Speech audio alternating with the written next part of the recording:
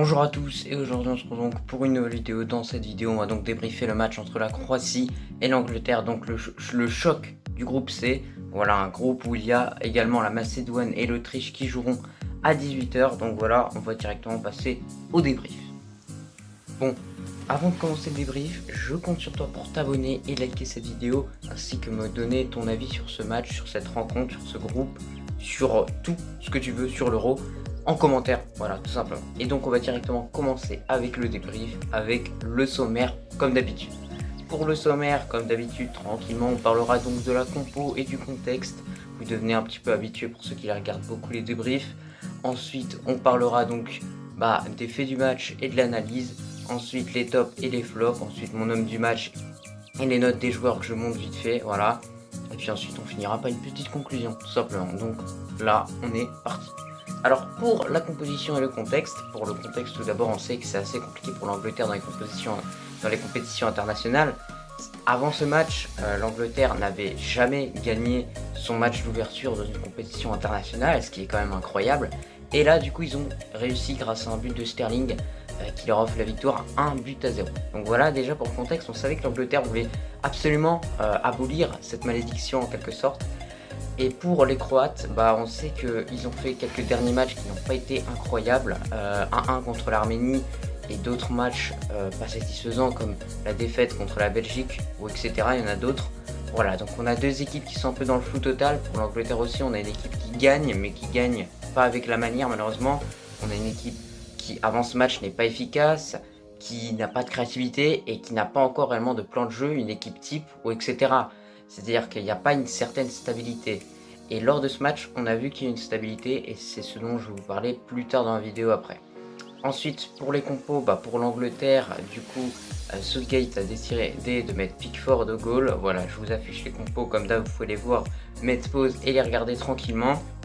Ensuite, en défense, on a eu la charnière centrale Mings Stone que j'ai trouvé très intéressante. On en parlera juste après.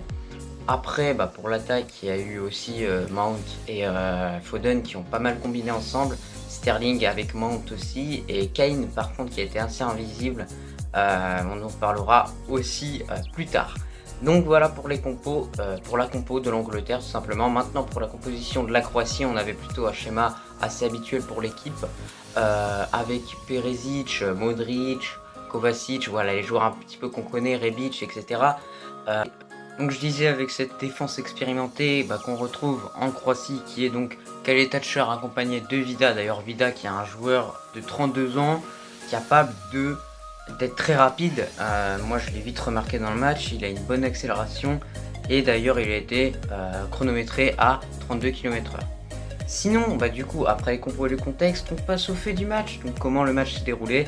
Dans l'ensemble, sur les 30 premières minutes, 25 à peu près par là, on a une Angleterre qui a effectué une pression constante sur les Croates qui ont, malgré cette pression, alors on va pas dire gérer, mais parfois au lieu de paniquer et dégager les ballons inutilement, ont parfois réussi à bien ressortir, mais après, dès que on arrivait à la moitié de terrain, c'était un peu plus compliqué pour eux, parce qu'ils perdaient souvent la bataille du milieu de terrain avec Phillips qui a réalisé un match de fou. Voilà, donc c'est ça un petit peu le problème, mais il y a eu des poteaux, il y a eu des occasions, il y a Sterling qui en a loupé beaucoup d'ailleurs, il y a eu beaucoup de mauvais choix aussi dans l'avant-dernière passe, et c'est plutôt dommage pour les Anglais. Sinon pour les Croates, ils ont été asphyxiés. Après pour le reste du match, on a l'Angleterre qui a mis, qui s'est mis à faire un peu des possessions stériles, donc jusqu'à la 45e, de la 30e à la 45e, et on a la Croatie qui a mis un peu plus le pied sur le ballon et qui a commencé à se créer des micro-occasions, des petites situations. On va pas dire ça des occasions, on va dire des situations, puisque encore une fois il y a eu une frappe et elle était au-dessus, c'est une de Perisic. Donc voilà, pour le début de la deuxième mi-temps, les Croates arrivent avec de nouvelles intentions, on a un pressing qui s'effectue au milieu de terrain, ça a l'air d'avoir mieux. On a aussi réglé les problèmes de la première mi-temps de Brozovic qui était trop haut, qui n'était pas à son poste de milieu défensif, tout simplement le joueur de l'Inter. Ils ont un peu réglé tous ces problèmes, ils ont réussi à mettre le pied sur le ballon et à se procurer quelques petites situations, voilà, avec quelques occasions, voilà, mais ils n'ont pas réussi à marquer. Et derrière l'Angleterre, grâce sur un petit coup de fatigue un peu des deux équipes.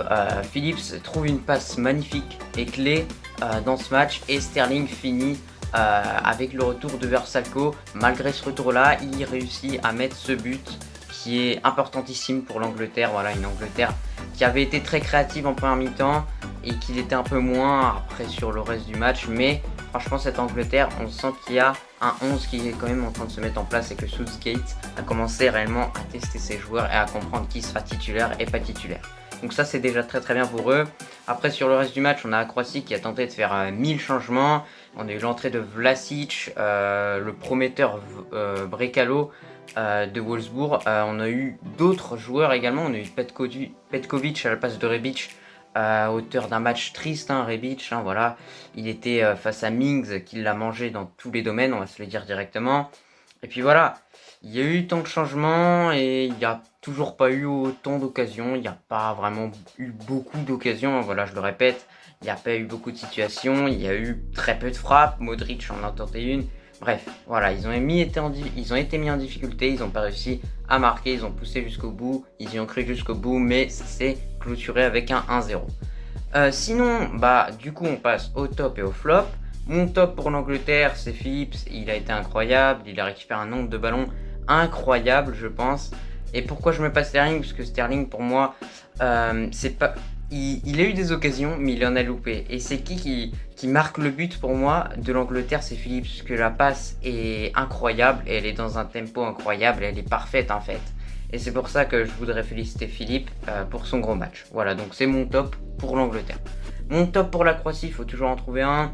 Moi je dirais que c'est Kovacic, je l'ai trouvé très intéressant avec la balle au pied, capable de créer des espaces, capable de bien garder le ballon, mais parfois il a fait quelques petites fautes, quelques petits énervements qui sont peut-être pas nécessaires et c'est plutôt dommage. Après on n'a pas eu un Modric vraiment en vue, il s'est un peu réveillé vers la fin de seconde période et la fin de seconde de première mi-temps pardon, mais on n'a pas eu un grand Modric aujourd'hui et c'est plutôt dommage. Ensuite, pour mes flops, pour la Croatie, moi je vais vous dire c'est Brozovic.